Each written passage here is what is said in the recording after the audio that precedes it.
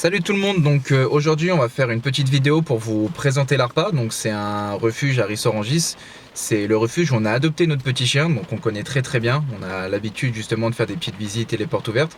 Donc on va vous montrer aujourd'hui comment se passe la vie des bénévoles et la vie plus spécialement et généralement au niveau des refuges. Donc comme vous pouvez le voir, donc la météo est très clémente. Donc on a choisi le meilleur jour pour le tournage. Donc là on s'apprête à rentrer à l'intérieur du refuge, par qui on sera accueilli justement par les bénévoles et la directrice. I will fight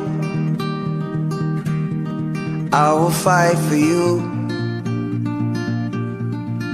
I always do until my heart is black and blue. And I will stay with you.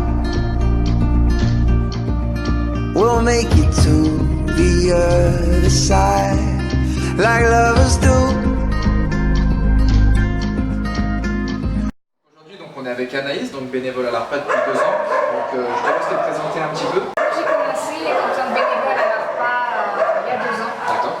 J'avais envie d'une activité avec les animaux, avec notamment les chiens, tout ça. Le refuge n'était pas très loin de chez moi, donc je me suis dit on y va. Et donc ça s'est fait sur un simple mail, quelques après-midi d'essai, et au final je suis restée depuis tout ce temps. D'accord, et du coup, ça a été quoi ta principale motivation justement pour intégrer le refuge comment est-ce que tu as été amené à découvrir ce monde-là? J'ai toujours été très chien. À l'époque, j'habitais dans un appartement et je ne pouvais pas prendre de chien chez moi. Et du coup, c'était un peu frustrant et j'ai dû prendre une activité en extérieur. Moi, en plus, je travaille du coup forcément à côté. Je travaille dans un bureau toute la semaine et en plus, du coup, ça faisait allier aussi un peu passion et utilité. C'est-à-dire que du coup, j'adore les chiens, je ne pouvais pas en prendre chez moi, donc pas faire de grandes balades le week-end, tout ça. Et du coup, c'était l'occasion. Et en plus, du coup, d'être dehors. Voilà, il y a une après-midi par semaine où je sais que je suis dehors, je sais que je prends l'air. Oui, voilà, moi tu profites aussi avec eux. Voilà. Du coup, j'ai pas un chien, mais c'est Reach my hands out in the dark and wait for yours to enter like Où est-ce qu'on est? Dans quelle pièce on se situe?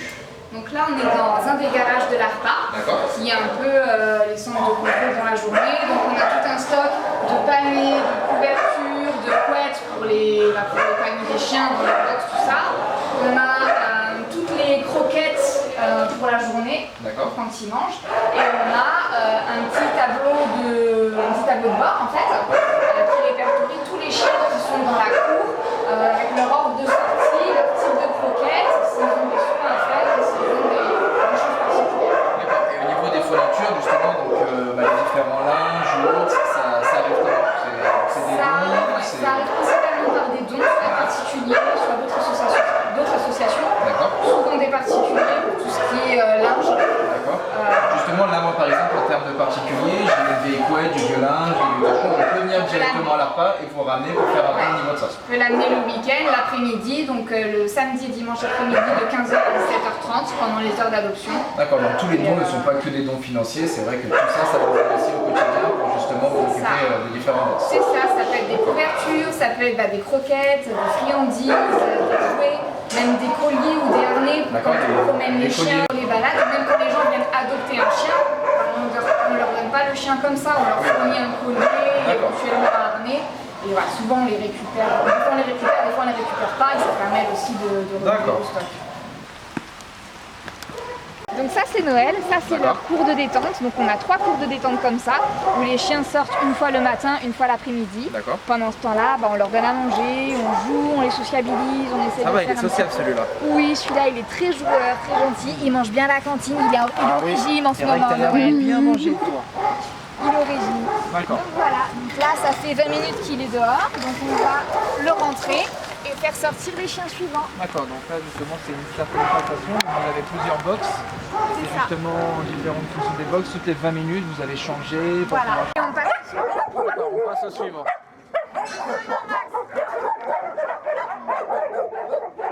On va leur préparer leur gamelle de croquettes avec un peu de pâté.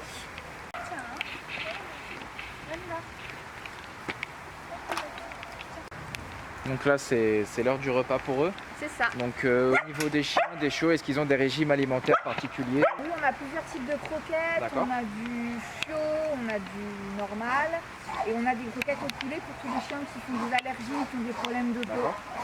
Donc voilà. Plus après d'autres chiens pour vraiment, enfin, d'autres croquettes pour des chiens qui ont vraiment des soucis de santé particuliers.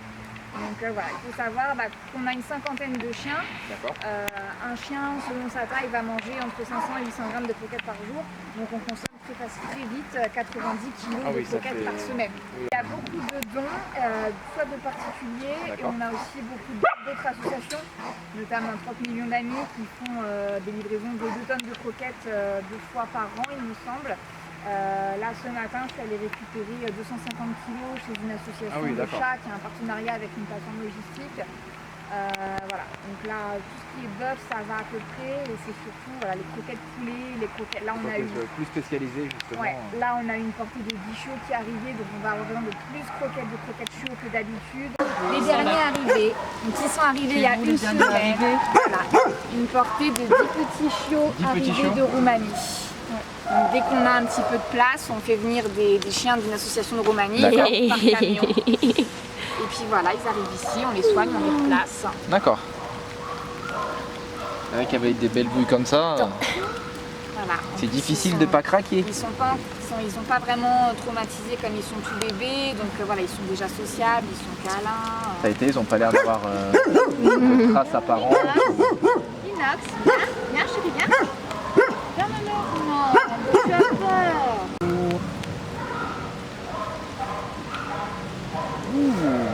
Anciens pensionnaires C'est des aussi. anciens pensionnaires principalement. D'accord, c'est des anciens pensionnaires. Qui sont là, mais c'est principalement des anciens. Oui, il est un peu plus craintif celui du bout. Oui. Non, je viendrai pas t'embêter. Oui. Elle a envie, hein, mais elle n'est pas sûre au début. C'est déjà bien. C'est bien, Loulou. Oui, voilà. Alors, du coup, est-ce que tu peux nous expliquer comment devenir bénévole au sein de votre refuge? Alors pour devenir bénévole, c'est tout simple. Déjà les conditions c'est d'être majeur. D'accord. Pour des questions d'assurance. Être à l'aise avec les chiens, notamment les gros chiens, parce qu'on n'a pas que des petits. Et être véhiculé, parce qu'on est vraiment très isolé, donc au niveau transport en commun c'est compliqué, donc voilà, ce sera essentiel d'avoir une voiture. Après, donc, si on est OK sur ces 3 points-là, il suffira d'envoyer un mail sur l'adresse du refuge, donc refugearpa@gmail.com, et on programmera une première visite pour faire un test. Donc c'est que sur des demi-journées. Les essais, ça se fait le week-end, soit samedi après-midi, soit dimanche après-midi, parce qu'il faut qu'on soit assez nombreux pour pouvoir chapeauter le nouveau bénévole en toute sécurité. Et donc l'après-midi, c'est de 14h à 18h. D'accord, donc par exemple, moi là je suis en mode devenir bénévole, donc à partir du moment où j'ai pris conscience de tous ces points, que je corresponds à toutes ces conditions, donc je vous contacte, là on se fixe un rendez-vous, donc là on est dimanche après-midi, donc là j'arrive directement. Comment ça se passe typiquement, par quoi est-ce qu'on commencerait? Tu vas passer toute ta journée donc, avec un bénévole expérimenté qui va te montrer le fonctionnement du refuge et qui va faire gérer entièrement de A à Z une cour avec toi. Donc, pour te présenter à tous les chiens, pour te présenter le fonctionnement du refuge. Après tu vas revenir une deuxième fois, du coup tu seras plus autonome sur la cour mais toujours en supervision. Et après une troisième fois où on te laissera vraiment gérer ta cour. Et après, une fois que ces 3 demi-journées sont validées, tu pourras ensuite t'inscrire en fonction de tes disponibilités en semaine ou le matin. D'accord, ça c'est vrai que c'est une question que les gens se posent bien souvent, donc c'est en fonction de nos disponibilités. Donc après, comment ça se passe? C'est un planning sur lequel on s'inscrit sur internet, directement sur place? Comment est-ce qu'on s'organise pour tout ça? C'est directement sur place. Généralement, quand on y est, on s'inscrit pour la fois suivante. Et il y a un planning qui est disponible au niveau de l'accueil, avec où chaque journée est découpée en 2 pour le matin et l'après-midi. Tu as juste à écrire ton prénom sur le créneau où tu viens. D'accord, donc c'est vrai que là j'ai très peu de temps, c'est vrai que je peux venir qu'une à chaque fois, demi-journée par semaine, toutes les 2 semaines. Je m'inscris directement sur le planning, après j'ai cette possibilité-là, il n'y a aucun souci. C'est ça. Par contre, on me demandera d'être dispo à minimum une demi-journée tous les 15 jours. Oui, évidemment. Parce qu'on a des chiens qui sont craintifs, et c'est important qu'ils puissent se familiariser à toi pour que tu puisses avoir une meilleure complicité avec eux, pour qu'ils puissent s'approcher, pour qu'au fur et à mesure tu sois autonome sur d'autres cours avec des chiens un peu plus difficiles. D'accord. I'll wait for you.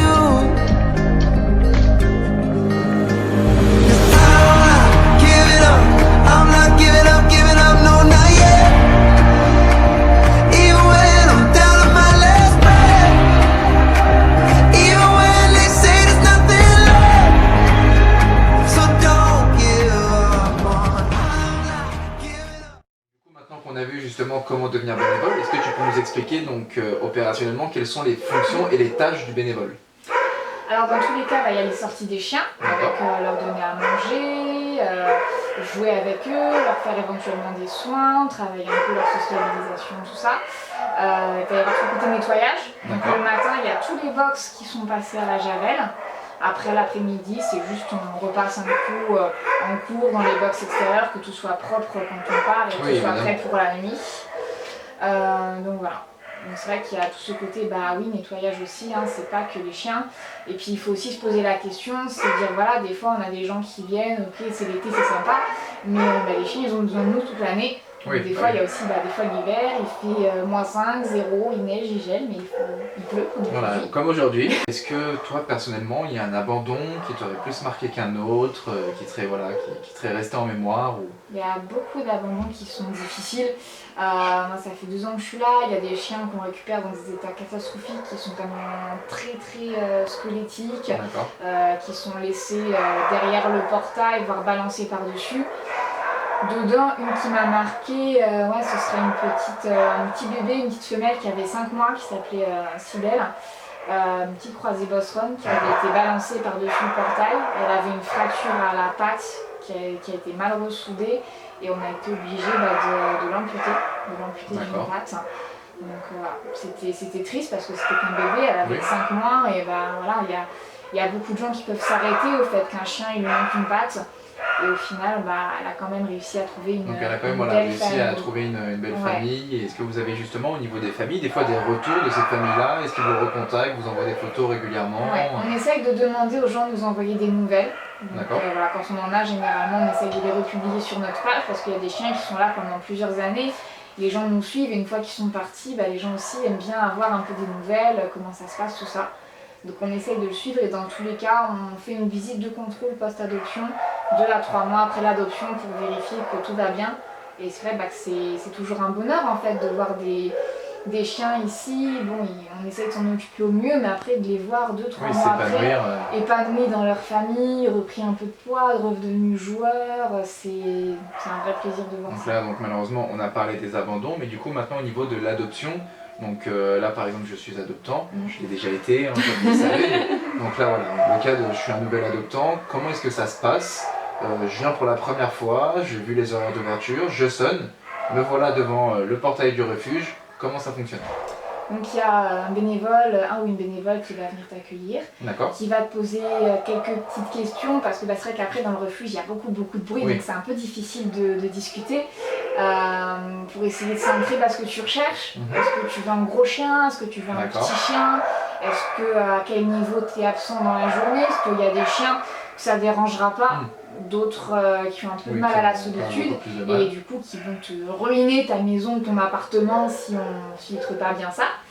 Voilà, plein de petites choses comme ça, sur aussi notamment est-ce que tu as d'autres animaux pour les ententes, est-ce que tu as des enfants en bas âge, pour des chiens qui peuvent être un peu craintifs ou un peu qui peuvent mordre. En fonction de ça, on va t'orienter sur déjà quelques chiens qu'on pense convenir. Après, c'est toi, s'il y en a un qui te plaît, on peut te le sortir un peu devant pour que tu le vois en dehors de son box, que tu puisses avoir un premier contact. Et voilà.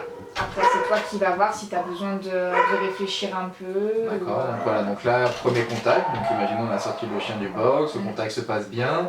Le chien correspond à mes attentes, je corresponds peut-être aussi aux siennes.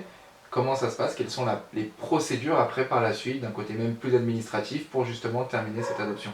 Alors une fois que tout est bon, sachant que pour certains chiens qui sont difficiles, on peut éventuellement faire une visite avant l'adoption pour vérifier notamment au niveau des clôtures, ce genre de choses, que tout est adapté aux chiens, parce qu'on a des chiens qui sont fugueurs. Donc, par exemple pour tous ces chiens-là, systématiquement, on fera une visite de pré-adoption.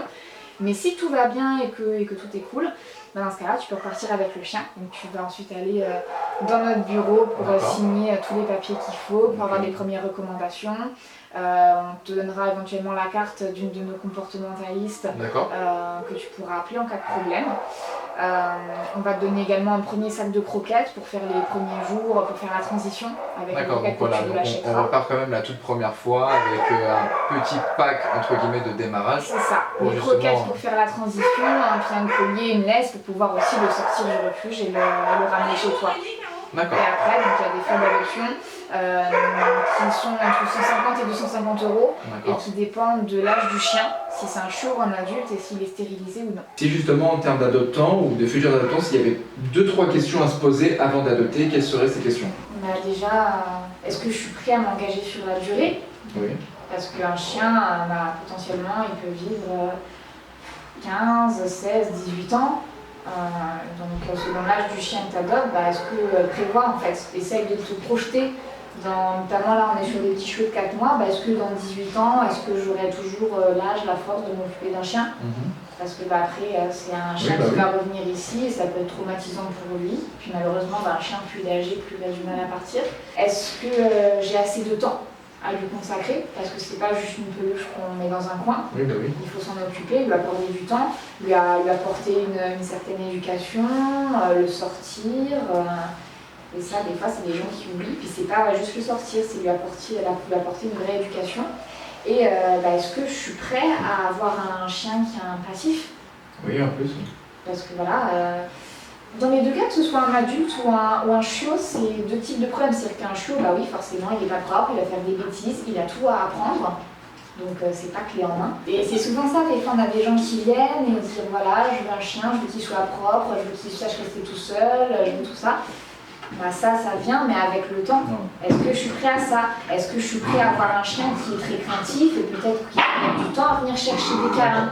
Est-ce que je suis prêt à avoir un chien qui a un passif, qui s'est peut-être fait taper dessus et donc qui peut avoir des fois des mauvaises réactions? C'est important d'être conscient de ça avant d'adopter et voilà, de se dire que de toute façon un chien clé en main ça n'existe pas. Oui, non, c'est comme si tu demandais à un bébé qu'il soit déjà propre, qu'il mange tout seul, voilà. qu'il s'habille tout seul. C'est ça, Oui, non, ça qu'il c'est apprenne. clair. Sur une question qui nous a été posée aussi, donc est-ce que vous travaillez avec un système de famille d'accueil au niveau de l'ARPA?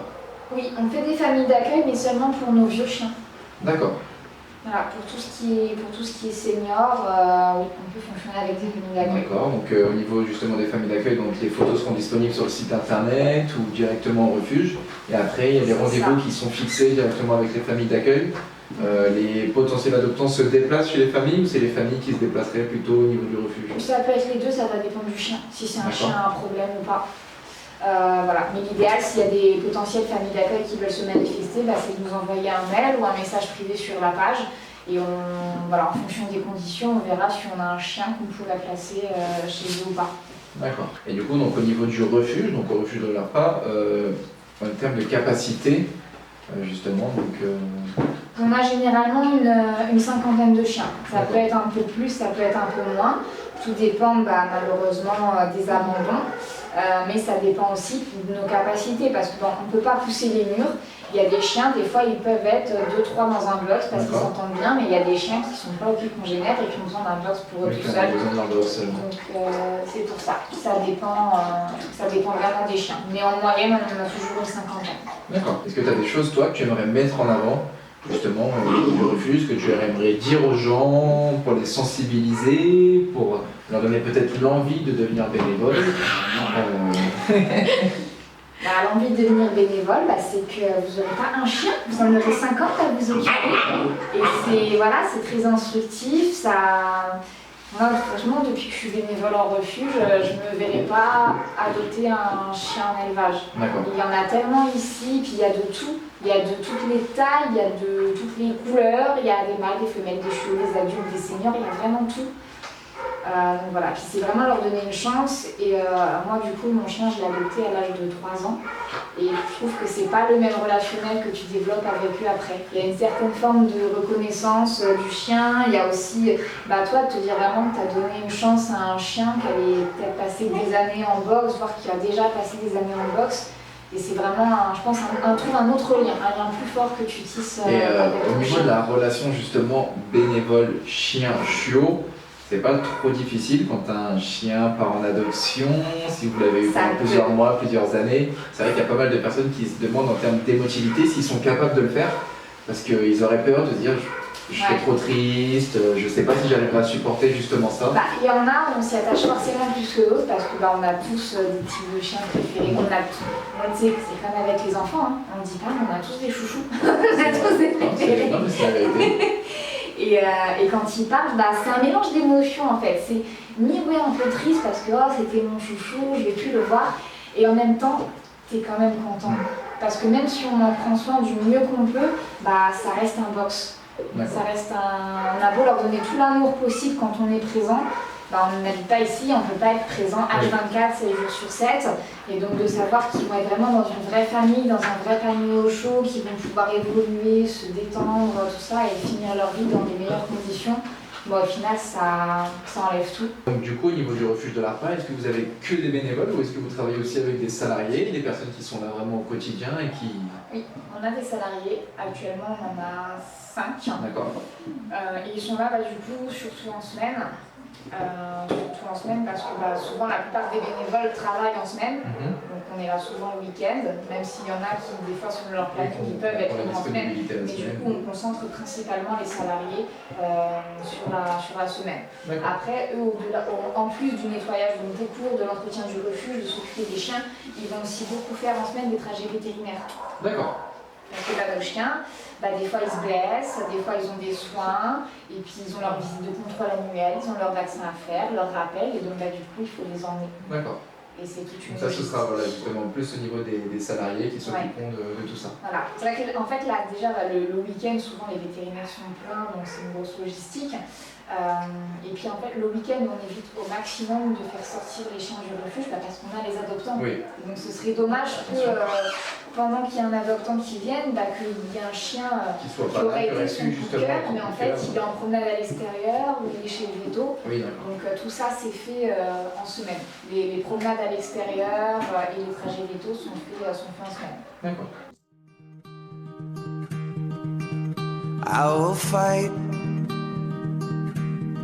I will fight for you.